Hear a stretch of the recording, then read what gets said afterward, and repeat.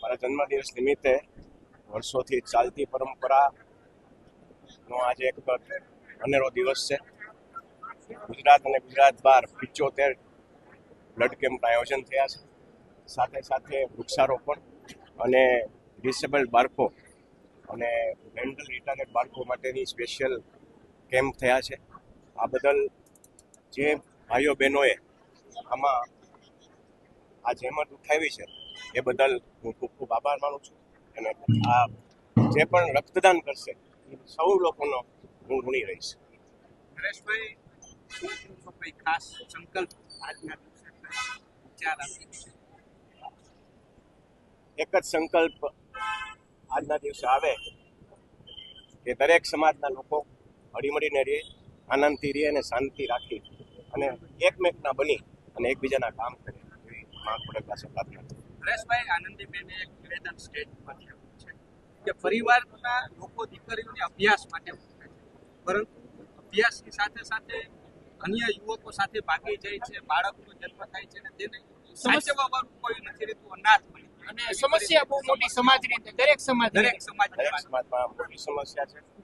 આનું નિવારણ દરેક સમાજના આગેવાનોએ ભેગા થઈ અને એક કમિટી રચવી જોઈએ અને એમાં ખોડલધામને જ્યાં પણ ભાગ બનવું પડશે ત્યાં અમે પહેલ કરશું અને આ મોટો વિષય છે. આ વિષયને ગમે એમ કરીને આપણે દબાવશું. એટલે દીકરીઓને સલાહ આપી છે. બિલકુલ દીકરીઓને તો વર્ષોથી અમે સલાહ આપી જ છીએ. પ્રેમ કરવો એ કોઈ પાપ નથી, પણ પ્રેમ કોની સાથે થાય છે, માવતરની આપણને પરમિશન મળે છે કે નહીં, આ બહુ મહત્વની વાત છે. નરેશભાઈ, દીકરીઓ જે પ્રેમની વાત આવે છે, એક આંતરિક ખોટી રીતના આંતરિક લાગણીઓમાં તણાઈ જાય છે, ખોટી લાગણીઓમાં ફસાઈ જતું હોય એવી કિસ્સાઓ જેમ સમય ફરતો જાય છે એમ આ બધા પ્રશ્નો આવવાના.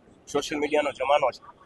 દીકરીઓ કાચી ઉંમરની હોય, ગમે રીતે એટ્રેક્ટ થતી હોય અને આમાં ક્યાંક ઘણી જગ્યાએ ફસાતી હોય, તો દીકરીઓને પણ મારી આ તકે આજના દિવસે ખાસ વિનંતી છે અને લાગણી છે કે આમાં બહુ ચકાસી અને ક્યાંય એટ્રેક્ટ થવાની જરૂર નથી.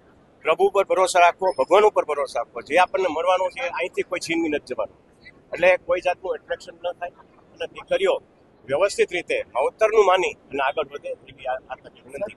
તમે પણ એક પિતા છો, ક્યારે કોઈ પિતા કે માતા એવું વિચાર કે દીકરીને નમવું મળે, દીકરીઓ જે રીતના પગલા ભરી રહી છે, તમારું બહુ દુઃખની વાત છે. જેને કરે દીકરીઓને ખબર હોય કે આ પરિસ્થિતિ જેની કરે પેદા થાય તો શું થઈ શકે.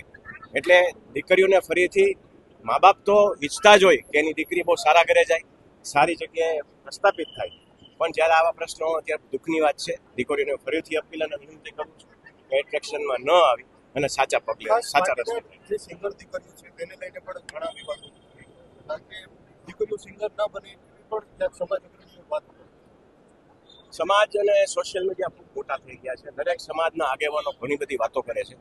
આપણે એક સમાજને લઈને આજે વાત ન કરી, પણ આ એક જે આપણે પ્રશ્ન કર્યો એ દરેક સમાજનો પ્રશ્ન છે.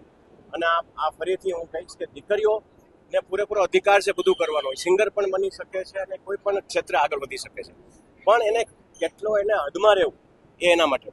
એક સિંગર બન્યા પછી એકની જવાબદારી મોટી, કારણ કે એ પ્રેરણા આપતી હોય છે. જો એવું જ કરે તો અન્ય દીકરીઓ પણ ક્યાંક. હું એવું માનીશ કે આ ભારત વર્ષની અંદર સૌથી મોટા ગાયિકા કોઈ હોય તો એ લતા મંગેશકર હતા.